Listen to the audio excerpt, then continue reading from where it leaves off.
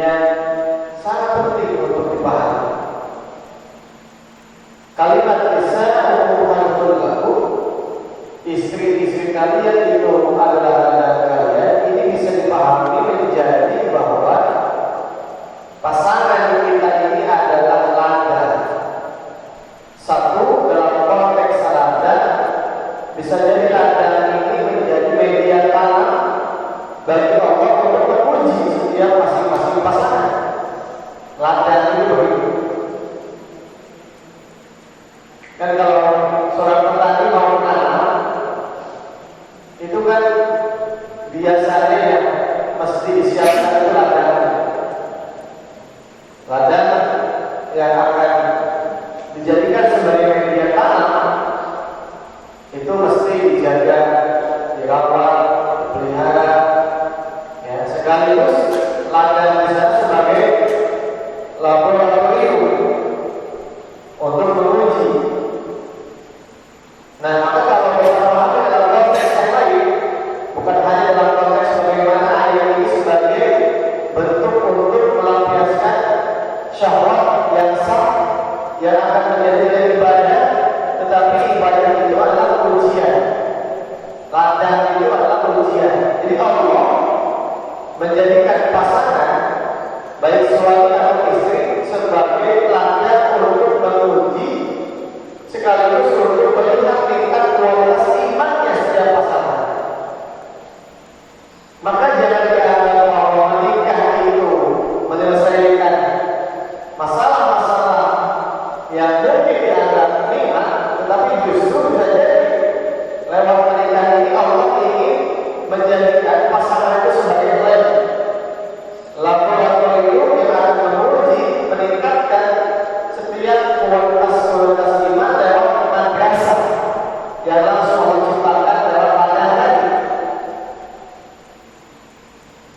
Kalau petani menanam kan tidak lurus, tidak mesti menanam itu apa? Panen. Ada halannya, atau ada pacekliknya, atau ada masalah mungkin ketika yang diharapkan itu tidak sesuai dengan kenyataan, yaitu ujian. Nah, begitu pun juga bisa alhamdulillah. Bagaimana kita mesti memahami konteksnya bahwa setiap kali ya seorang suami nanti menikahi istrinya itu ada ujian. Maka pasangan itu sebagai madrasah ladang yang Allah sengaja ciptakan untuk menguji masing-masing pasangan tadi. Maka kalimatnya bisa alhamdulillah. Sampai situ dulu. Coba kita lihat bagaimana Allah menjadikan ladang dengan pasangan ini sebagai media tanam, media untuk meningkatkan keimanan. Alhamdulillah itu. Ada jemaah sekalian, Allah menunjukkan kepada kita lewat pasangan. Contoh misalnya ketika Fir'aun itu menjadi pemimpin yang sombong. Tidak ada di dunia ini pemimpin yang mengaku sebagai Tuhan kecuali Fir'aun. Tapi kita mesti ingat, setiap pemain-pemain, setiap kisah-kisah yang Allah angkat dalam ayat-ayat Al-Quran itu pasti akan terus ada. Yang membedakan adalah nama pemainnya, tapi pemainnya akan tetap ada. Sebab Quran itu adalah refleksi kehidupan. Al-Quran itu adalah skenario kehidupan. Jadi kalau skenario itu tetap sama, yang beda itu adalah pemainnya sesuai dengan waktu dan zamannya. Itu yang harus dipahami. Nah, maka di sana ada tipologi yang Allah angkat itu model kepemimpinan, baik kepemimpinan dalam mengurus rakyat atau dalam konteks kepemimpinan rumah tangga. Ya, di sana siapa yang diuji? Istrinya Siti Aisyah, ya, bukan Aisyah, Asia. Dia ini ya, diuji oleh Allah untuk meningkatkan kualitas imannya, dihadapkan dengan seorang suami ya, tipenya itu seperti Fir'aun, insyaallah ya. Sampai-sampai kan Allah abadikan ya, apa namanya, dalam surah Al-Tahrim,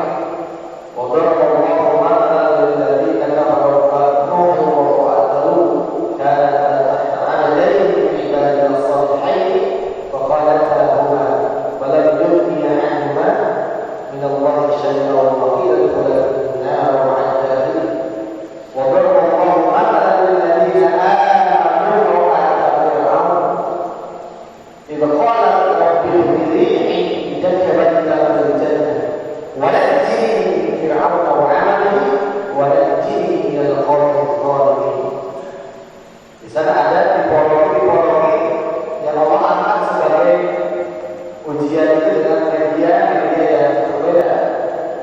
Kalau Nabi qadar Allahu adalah alladziina kafaru ya, itu adalah imro'ah Lut dan Nuh, istrinya Nabi siapa? Nuh dan Nabi Lut ya. Jadi istrinya itu dikatakan kafir. Kenapa? Sebab memang ketika diajak untuk mengikuti agama yang disampaikan oleh Nabi Nuh, mereka menolak. Begitu pun juga istrinya Nabi Nuh menolak juga. Ya. Maka di sini apa? Ketika pasangan itu Allah ya jadikan sebagai media, maka media yang paling nyata itu adalah media untuk meningkatkan kualitas iman ya. Jadi pasangan itu hati-hati ya. Maka dalam surah Al-Qamar Allah katakan ya ayyuhalladzina amanu inna min azwajikum wa auladikum ya aduwwan lakum. Hati-hati wahai orang yang beriman, inna min azwajikum wa auladikum, sungguh pada pasangan-pasangan kalian dan anak-anak kalian aduwwan, itu bisa menjadi musuh. Fahdaru, maka berhati-hatilah, waspadalah ya. Itu contoh Nabi Nuh itu Allah menjadikan rajul ya, ladang itu siapa? Istri. Dan sebaliknya siapa?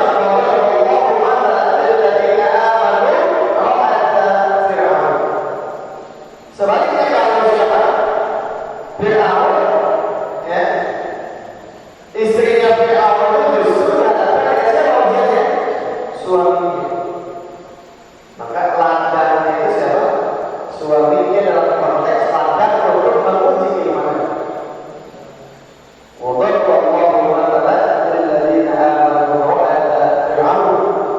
Itu adalah sebagai contoh bagi orang yang beriman.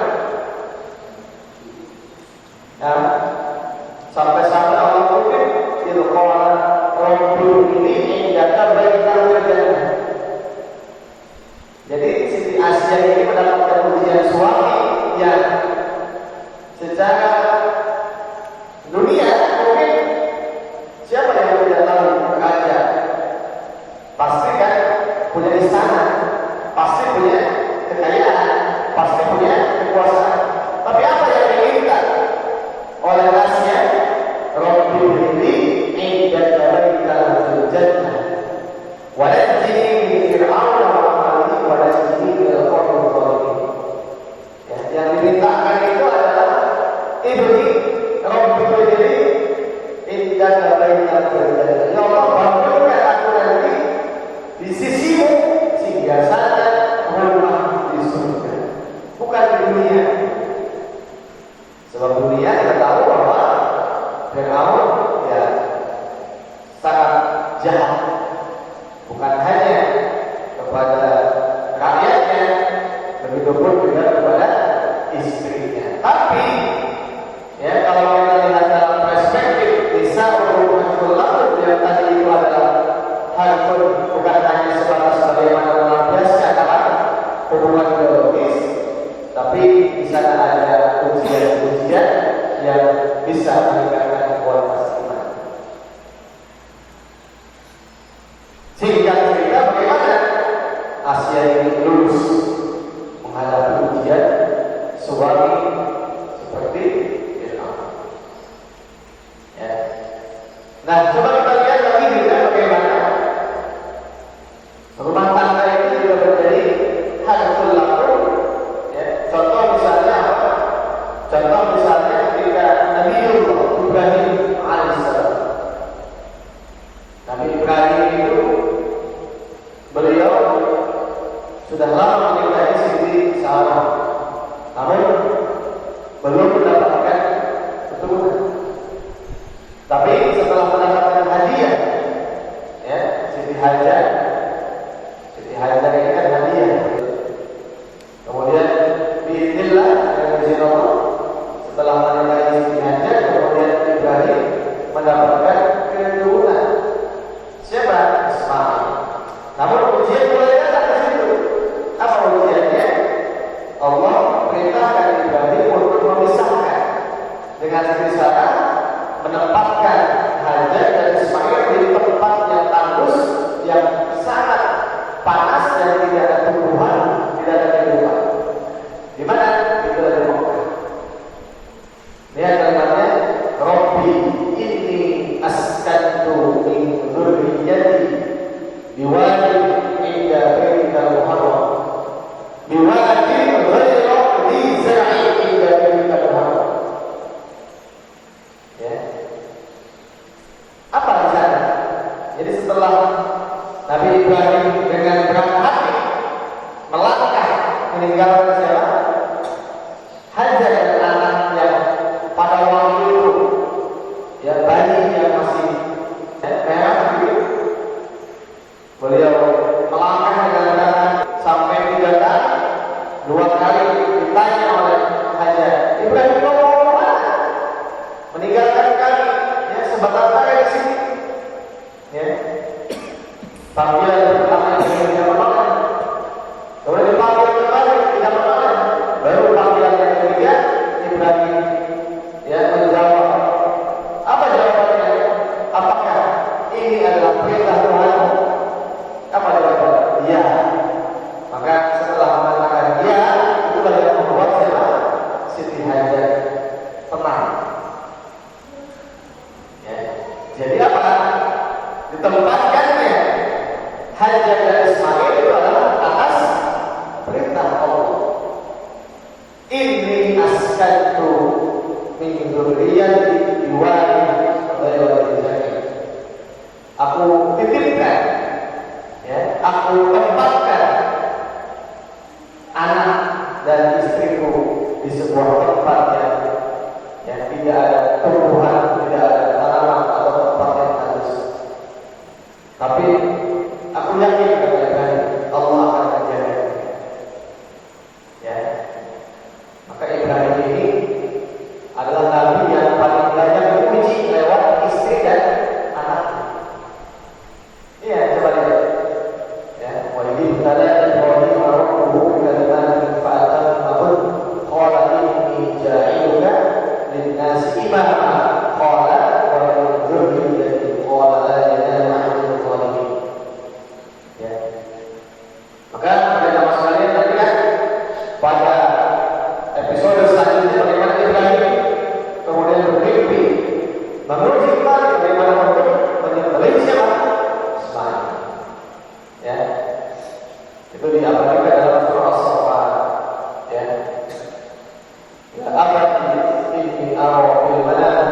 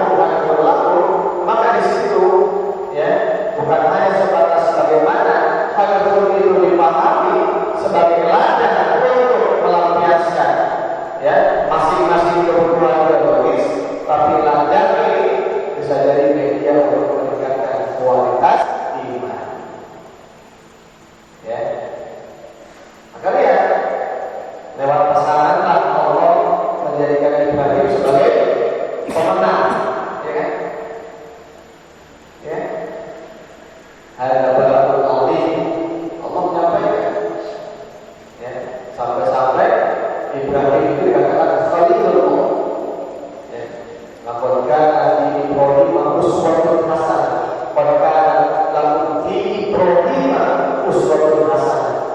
Ada dua yang disebut uswah hasanah, itu satu kepada Nabi Ibrahim, yang kedua kepada siapa? Nabi Muhammad SAW. Ya. Ibrahim ini memang spesial, istimewa. Nah, coba lihat, hampir setiap ujiannya itu, ya sebelum Nabi, setelah Nabi, beliau ada ujian. Tapi dari bagaimana bagian-bagian Allah menguji itu, salah satunya lewat pasangan, lewat anak, lewat keturunan. Kalau Nabi Nuh kan lewat anaknya,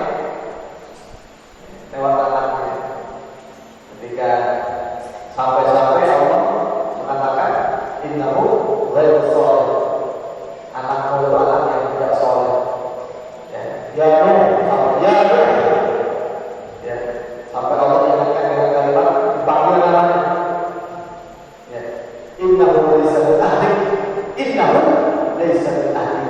Kata Allah, Nuh, ya, kalau bahasa kita, anakmu itu bukan, ya, sudah bukan nasab, bukan lagi keluarga. Innahu laysa min ahlik, innahu ghairu shalih. Kalau dia adalah anaknya yang tidak shalih.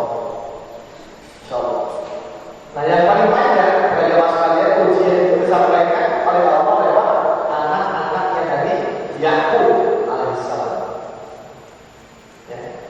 Coba lihat, itu satu surah lengkap itu, tidak dijeda oleh yang lainnya. Bagaimana kisah Nabi Yusuf alaihissalam dalam surah Yusuf. Ya. Itu bahkan dikatakan, ya, ahsanal qasas, nahnu naqussu 'alaika ahsanal qasas bima awhayna ilaik.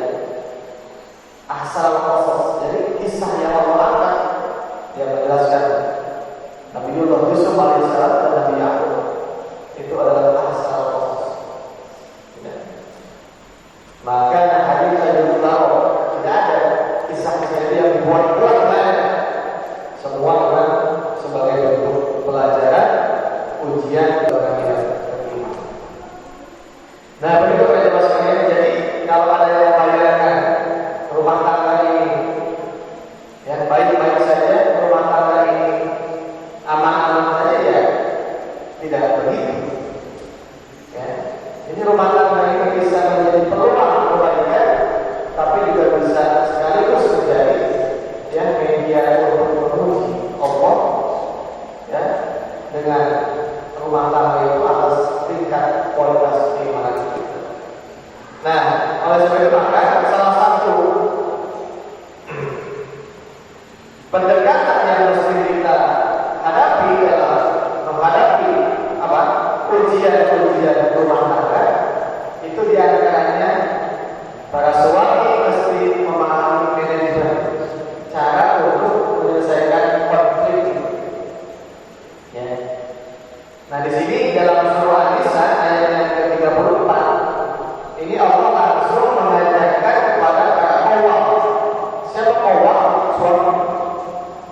Ya. Jadi ketika ada konflik itu jangan diserahkan kepada istri, tapi siapa? Suami. Ya. Sekali lagi pada jamaah sekalian, ya, ada manajemen, ya, ada ilmu yang langsung Allah ajarkan kepada siapa? Kepada para suami.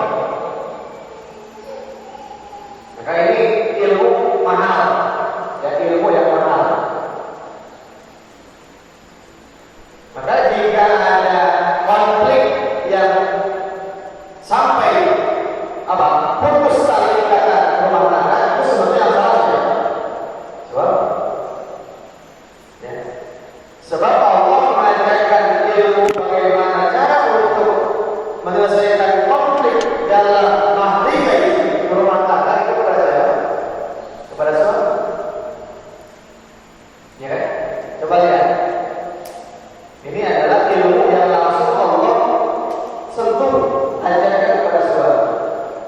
A'udzubillahi minasyaitonir rajim. Ar-rijalu qawwamuna 'alan nisa. Satu itu. Kita jeda dulu. Allah katakan, wahai para suami, ya, qawwamun, para suami itu ar-rijalu di jumlah isinya, ar-rijalu qawwamun 'ala nisa. Para suami itu menjadi pemimpin di hadapan siapa? Istri.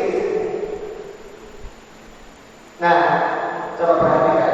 Ini kalimat qabariyah. Allah menginformasikan dengan jumlah isinya. Allah ingin menegaskan bahwa maslahat dan tidaknya, ya, atau juga keberlangsungan rumah tangga itu ada pada kendali siapa? Betul. Maka jangan sekali-kali kepemimpinan ini diserahkan atau tidak nampak atau tidak muncul. Ya. Jadi Allah sudah melegalkan, mengeskakan suami itu menjadi pemimpin. Maka apapun yang terjadi menimpa rumah tangga itu semua ada pada kendali siapa? Kepemimpinan suami. Maka disebutlah uang. Ya. Rijal itu kan rojul, rijul naki. Maka lihat, ya, siapa yang punya kewajiban mengenai nafkah? Suami. Ini, ya. Dan di sini tidak bisa posisi ini diganti oleh wanita. Ar-rijalu qawwamuna 'ala nisa. Jelas, nisa itu adalah istri. Ya. Jangan dipahami makna yang lain. Ya, ada yang memahami bahwa ini adalah ayat yang menjelaskan tentang kesetaraan gender misalnya. Bukan, justru jelas rijal itu kan rijul naki, kepemimpinan suami, qawwamuna 'ala nisa. Maka di sini apa? Ada makna yang tersirat menunjukkan bahwa kepemimpinan suami itu akan mendatangkan kebaikan, keberkahan dalam rumah tangga. Maka ada istilah rizki barokah. Rizki barokah itu rizki yang memang suami sebagai kepala rumah tangga dia mencari nafkah untuk menafkahi istri dan anak-anak. Maka rizki yang didapatkan dengan kepemimpinan itu ada jaminan Allah, sebab Allah mengatakan kepemimpinan ada pada kekuasaanmu. Maka coba lihat, ya. Jadi sehebat-hebatnya seorang istri itu ya tidak punya kewajiban mengenai nafkah. Ya. Setinggi-tingginya gaji istri itu ya tetap saja tidak boleh dia menjadi sombong, melampaui, apalagi menginjak kaki siapa? Suami. Dan justru bisa jadi apa? Konflik itu terjadi saat kepemimpinan itu tidak muncul, kepemimpinan itu tidak dikendalikan oleh suami. Ya. Maka kalau bahasa lampaunya adalah kepemimpinan suami dalam rumah tangga bisa mendatangkan keberkahan. Ar-rijalu qawwamuna 'ala nisa. Ya. Maka dari sini sebetulnya para ulama ahli fikih apa? Menjelaskan tugas dan tanggung jawab yang lebih dibandingkan istri. Coba nanti ya, ayat sebelumnya kan apa? Membahas tentang bagian-bagian kewarisan. Ya. Ya, yusikumullahu fi auladikum lidzakari mithlu hawdil unthayayn. Dua banding satu. Ya, Allah itu adil. Kenapa Allah kasih dua kepada laki-laki? Tahu bahwa laki-laki itu qawwam, punya tanggung. Ya. Maka nanti wa 'alal mawludi lahu rizquhunna wa kiswatuhunna bil ma'ruf. Tugas ayah itu harus kasih nafkah. Wa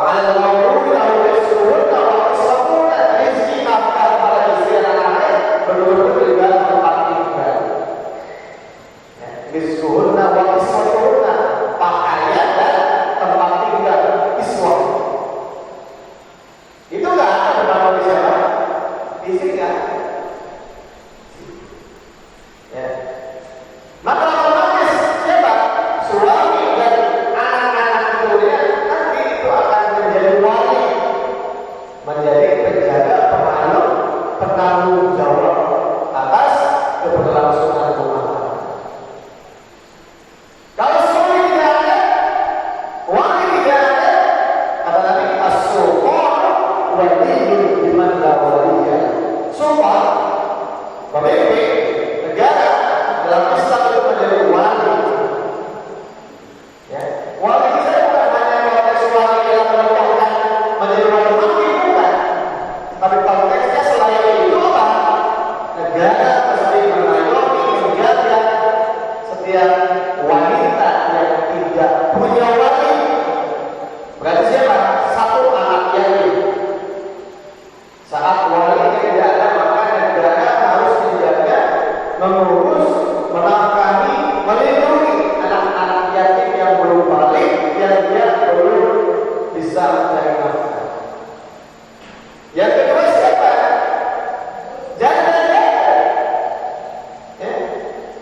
Janda yang dia tidak punya suami, tidak punya ayah, tidak punya kakak, tidak punya adik, yang laki-laki, maka negara wajib menjaga. Apa yang dampak sosial jika negara tidak hadir? Maka yang ada wanita itu akan menjadi apa? Biang fahisyah. Siapa hari ini?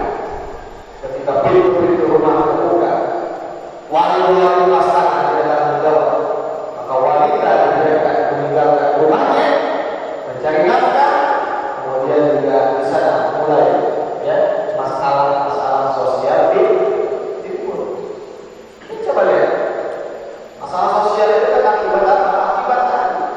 Akibat menyalahi ayat apa? Ar-rijalu qawwamuna 'alan nisa. Sampai-sampai begini Pak. Ya. Jadi ayat ini mengamanahkan kepada siapa saja. Kalau misalnya kita punya perusahaan, ya, yang menjadi pegawainya itu adalah laki-laki, itu yang mesti digaji itu bukan hanya tenaga dia, tapi ditanya Anda punya istri berapa, anak berapa. Itu harus diinturkan. Ya, jadi patokan menggaji itu mestinya adalah dengan patokan tanggung jawab bebannya yang betul. Hari ini kan patokan menggaji itu dari kompetensi. Ya. Maka kalau kita melihat tanggungan, selamanya yang namanya laki-laki itu gajinya harus lebih besar dibanding siapa? Perempuan, kalau ada perempuan yang ini kalau saya kasih 2 banding 1. Apakah terjadi hari ini? Tidak. Ya. Yang lebih para laki adalah suami tidak punya masya, tidak punya tinggal. Nah ini. Ya. Jadi maaf kalau sendiri rahimahullah, ar-rijalu qawwamuna 'alan nisa. Maka penting salah satu ya apa namanya usaha supaya orang menjaga nilai sakinah. Maka sakinah itu apa? Ada pada pemimpinan seorang suami. Sakinah itu apa? Ada pada nafkah suami. Sakinah itu apa? Ada pada kemampuan manajerial seorang suami yang tidak boleh kalah, bahkan diserahkan kepada siapa? Istri. Itu penting. Ya. Maka kalau dalam konteks ini bagaimanapun istri itu tidak ada yang disalahkan. Ya. Maka dalam rumah tangga itu apapun yang menimpa kepada masing-masing pasangan, kalau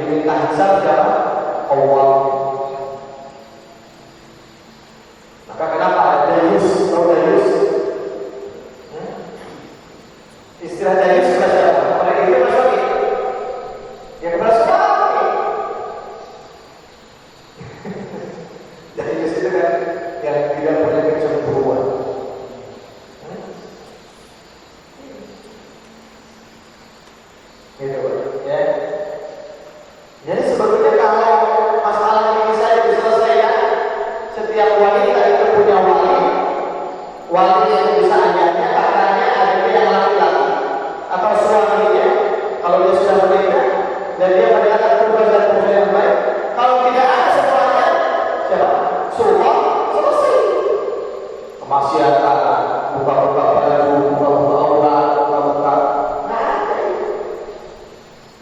Ya. Tapi ketika pintu ini buka, tidak ada yang menjaga melayani sudah. Ya. Kan wanita itu makhluk yang Allah ciptakan dengan segala apanya, potensi-potensi diri. Ya, gitu. Zuyina linnasi hubbus syahawat minan nisa wal bani wal qanatir muqarrarah. Bisa apa tuh?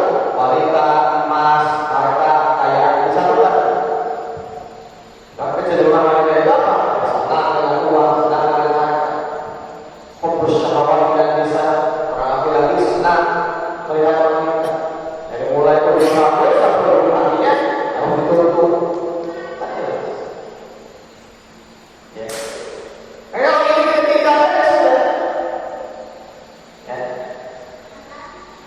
Muncul saat ini masalah-masalah sosial, ya, misalnya di mana-mana ada pelacuran, misalnya.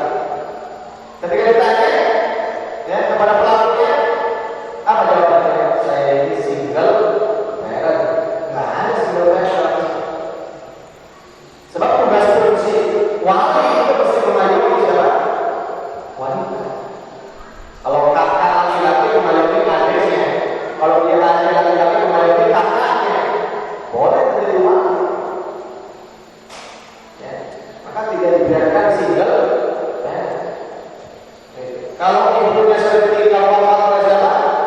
Oleh suaminya, ayahnya, anaknya menjadi tulang punggung.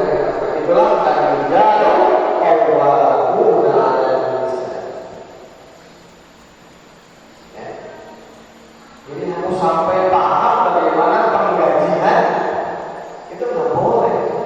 Kalau melihat di sini bahwa jumlah nominal gaji seorang istri itu melebihi suami dalam konteks bagaimana menempatkan tanggung jawabnya. Maka salah satunya apa? Yang terjadi apa? Yang ada menjadi pintu masuknya konflik dalam rumah tangga dengan apa? Penghasilan yang lebih tinggi. Itu sudah pintu masuk. Ya, pintu masuk. Termasuk apa? Hati-hati dengan menyerahkan tanggung jawab sebagai pilihan kepada siapa?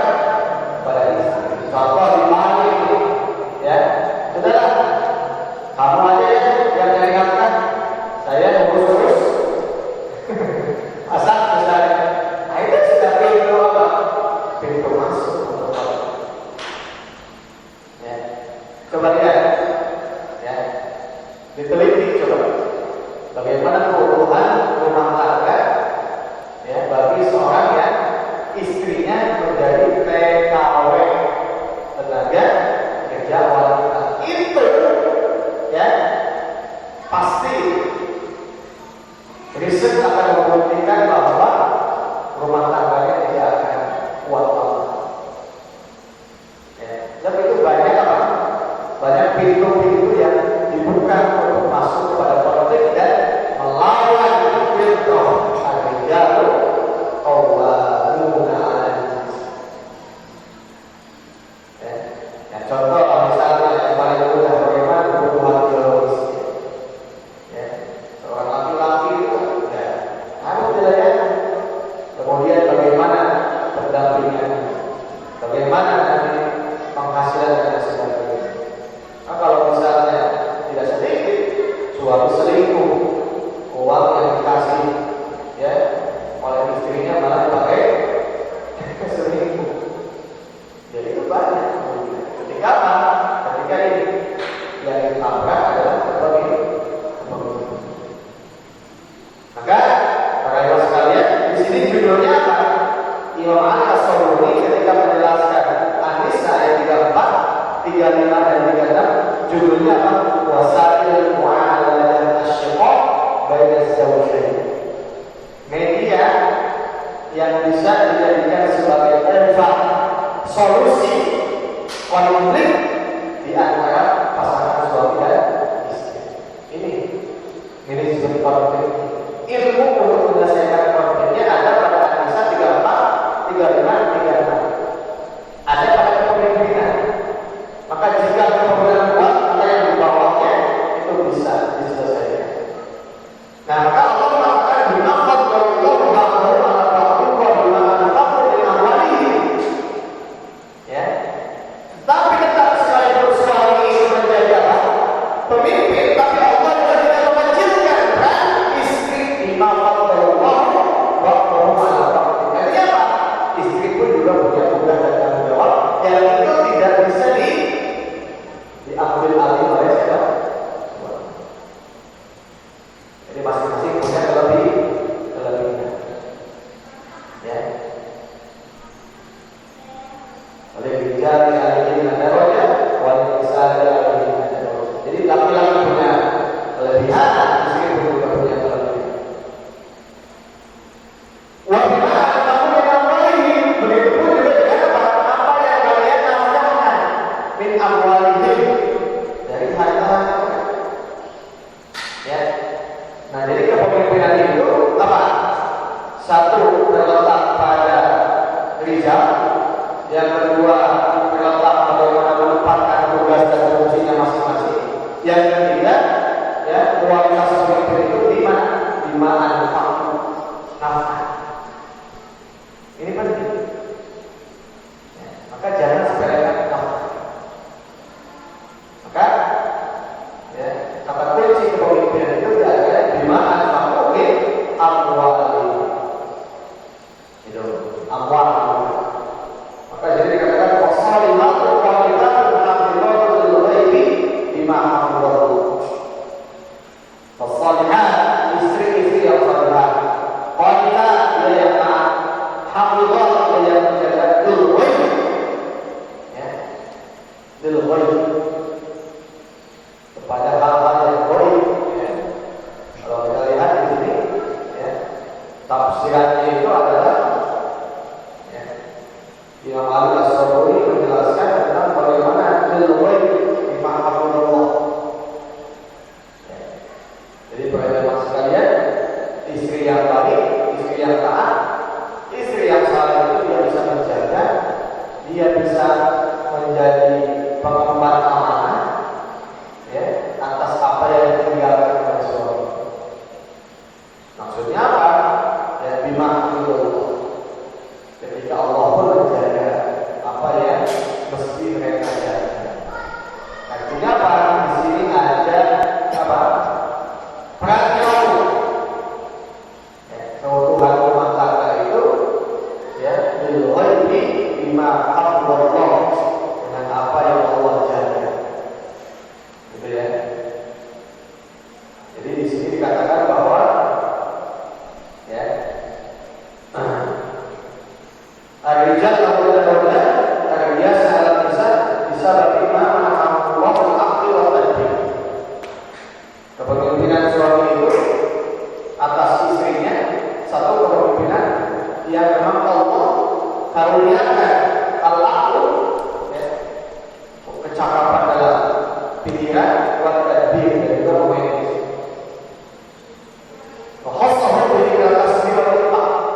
Bagaimana Allah mengkhususkan kelebihan kepemimpinan pada usaha dan akhlak. Ya, bahwa dia menggunakan alat sulit di segala yang berubah bagaimana dia itu bagaimana. Jadi pola kepemimpinan suami sama halnya dengan pola kepemimpinan siapa? Penguasa terhadap rakyat. Itu sama. Kalau suami di hadapan siapa? Istri dan anaknya. Kalau penguasa di hadapan rakyat, sama. Ginjal itu. Maka kenapa saya katakan tadi ketika suami tidak ada, maka siapa? As-sultan waliyyu liman la waliyya. Sultan harus jadi wali. Ya. Kemudian kemudian atas kepemimpinan suami itu, ya, Allah apa? Membagi istri itu menjadi dua. Satu, ismun salihah,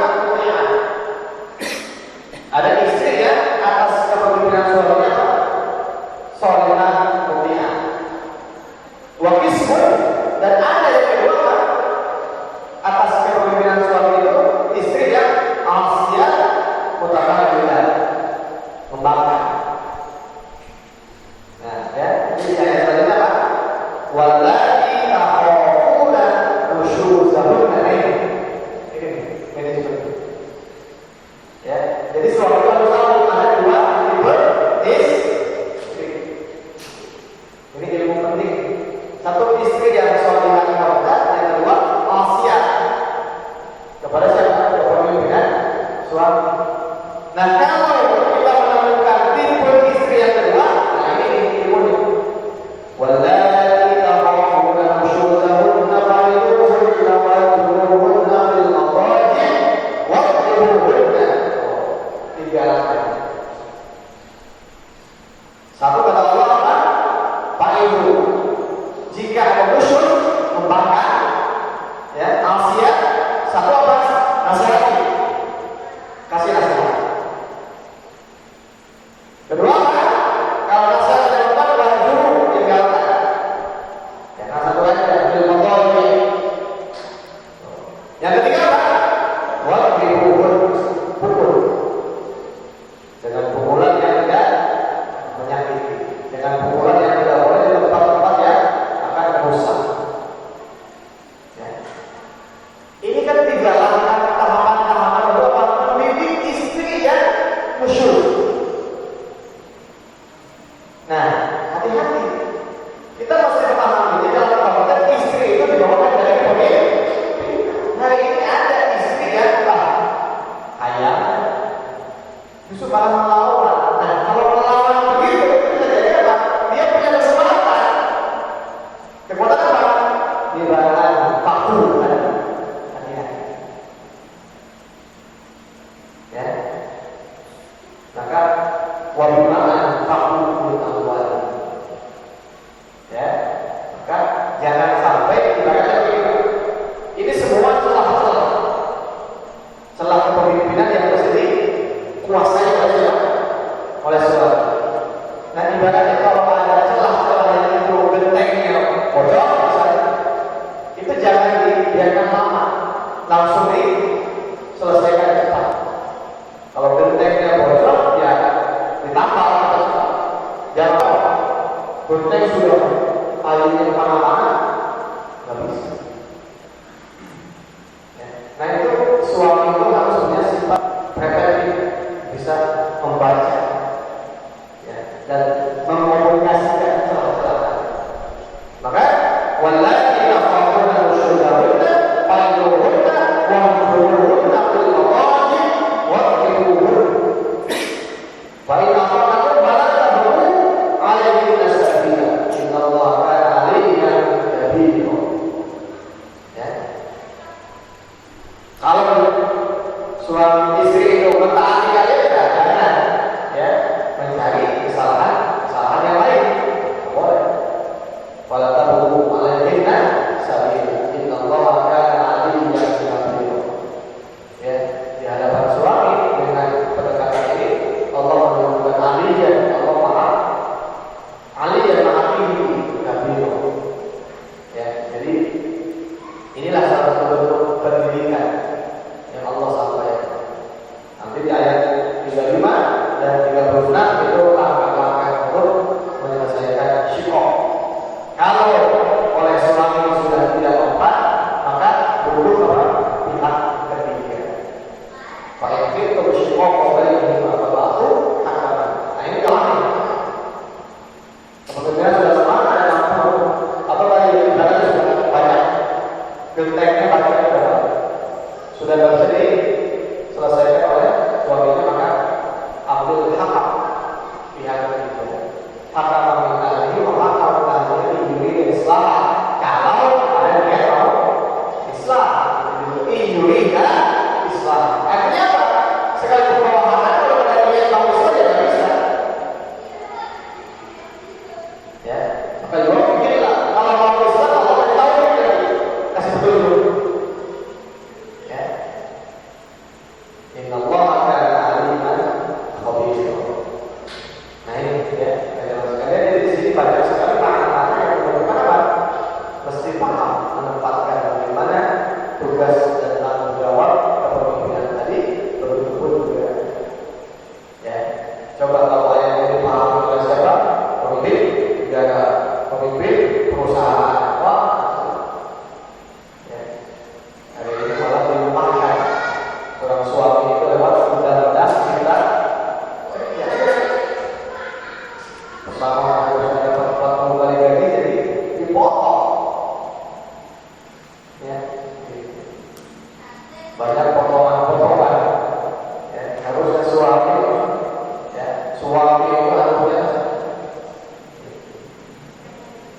Insyaallah. Jadi Allah